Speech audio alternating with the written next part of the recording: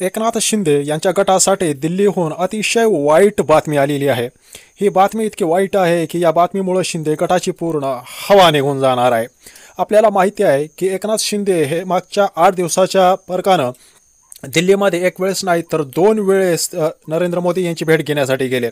आता मध्ये तर त्यांनी अमित शाह आणि मोदी यांची भेट घेतली, मात्र इथं मुंबईत आल्यानंतर मात्र ते काही खरं बोलले नाहीत। ते असं म्हणाले की मी मोदी आणि शाह यांना माझ्या कुटुंबासकट भेटायला गेलो होतो, ती एक कौटुंबिक भेट होती। मात्र हे काही खरं नाही आहे। जे पडद्यामागची जी काही बातमी आहे ती आता समोर आलेली आहे।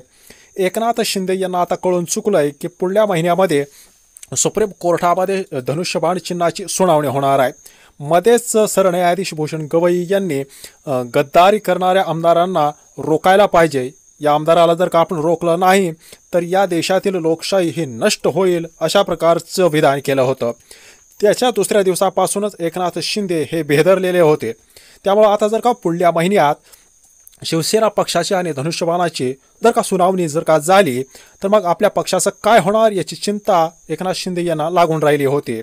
त्यामुळं सरकारच्या लेवलला काय मॅनेज करता येतंय का, किंवा आम्ही तुम्हाला खूप संकटात मदत केलेली आहे त्यामुळं काहीही करा, मात्र माझं धनुष्यबाण हे चिन्ह मलाच मिळायला पाहिजे, अशी काहीतरी सोय करा, अशी विनंती करण्यासाठी एकनाथ शिंदे हे दिल्लीला गेले असल्याची खात्रीला एक बातमी समोर आलेली आहे।